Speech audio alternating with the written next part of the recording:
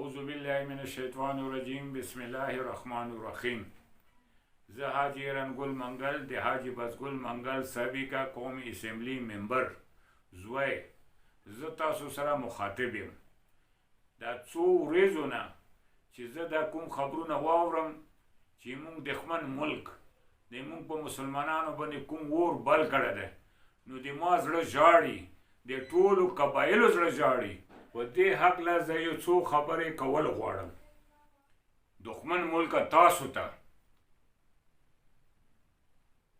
دا څو ورځې کېږي چې زه ټي وي ګورم، نو تاسو په مسلمانانو باندې چې کوم ظلم شروع کړی دی، خاص کر مسلمانان خو څه کوي چې د تا دښمن ملکه ای مودي د تا په ملک کې چې نور څومره غیر مذهبونه دي هغه دې هم په قرار نه دي پورېښي. ای ظالمه ته به چېرته سې؟ د تا به څه انجام وي؟ نو زه تا ته دا یو پیغام درکول غواړم چې ګوره نورې غلطۍ ونه کړي چې د کومې غلطۍ دې وکړې دا دې هم غلطي کړې ده، خو نورې غلطۍ ونه کړي. خو که چیرې تا په غلطۍ سره داسې د مونږ ملک ته پاکستان ته یعنې پاک سرزمین ته په دې مردارو سترګو وکتل چې د تا مردار سترګې به داسې راوبسو. نن سبا پاکستان کې خدای مونږ ته یو داسې لیډر راکړی ده چې هغه د مادي نه ریاست جوړول غواړي، چې هغې نوم د عمران خان.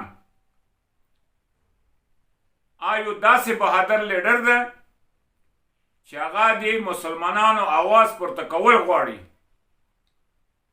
نو ته مهرباني وکړه چې نور د مسلمانانو وینې تویول مه کوه.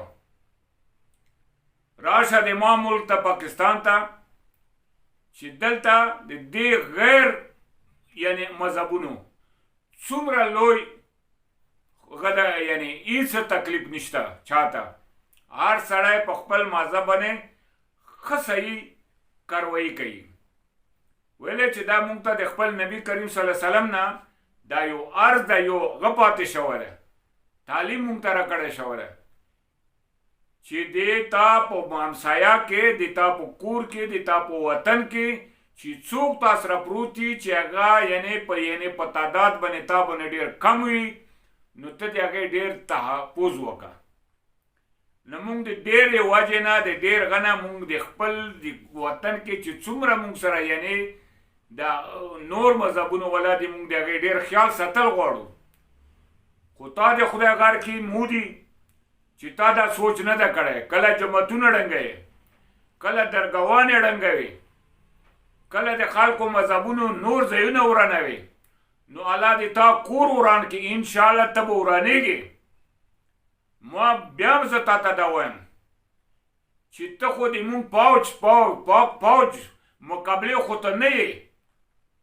انشاءالله چې د مونږ قبایل به هم تا وروره جانه ریوس کوو. تا به وایي د الله په فضل پاک پوج خو ډېره لرې خبره ده. انشاءالله چې د مونږ پوج یو داسې پوج ده چې هغه د دنیا مننې پوج ده. ویلې چې یو خو مسلمان ده، په الله یې بروسه ده، په خپل نبی کریم صلی الله علیه وسلم په ارادو باندې مضبوط ولاړ ده. هغه یې چې که شهید شوم خاصې جنت ته ځم، که شهید نه شوم غازي شوم، غازي هم لویه درجه لري. نو ته ښه سوچ وکړه. ای مودي کمکله، ای مودي جاهله، ای مودي انپړه، نو زه تا ته دا یو پیغام در کوم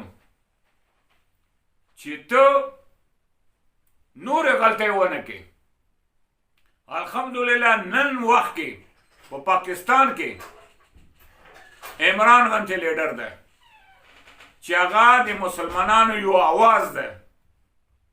دویم چې کومه ده، خدای موږ ته یو داسې پوځ راکړی چې هغه ډېر مضبوط او د مضبوطو ارادو والا ده.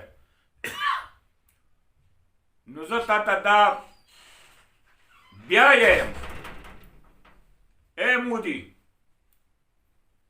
ته سم شه، ته خو پاوج څه کوې د پاوج لړا کولو خو ته نه نه انشاءالله چې مونږ پاکستان عوام به تا وایي د مونږ قبایل چې څومره یو مونږ به تا وروره جانه خش بچ کوو و تا ته پته ده د مسلمان تاریخ د مسلمان تاریخ چې کوم دی دا ډېر مضبوط تاریخ دی دا چې یو ځل وایي چې الله اکبر الله اکبر الله اکبر نو ته به انشاءالله په لړزان شي دې الله اکبر کې ډېر لوی طاقت خبردار چې نور بکاس ونه کې د کوم بکاس باندې لګیا دی بکاس هم توبه وباسه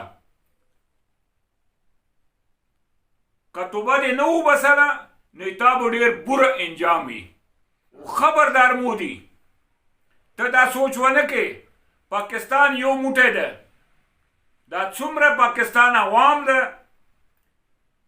څومره د پاکستان قبایل دي دا پاک پاک سره شانه بشانه مټ په مټ ولاړ دي انشاءالله ته به غرقېږي پاکستان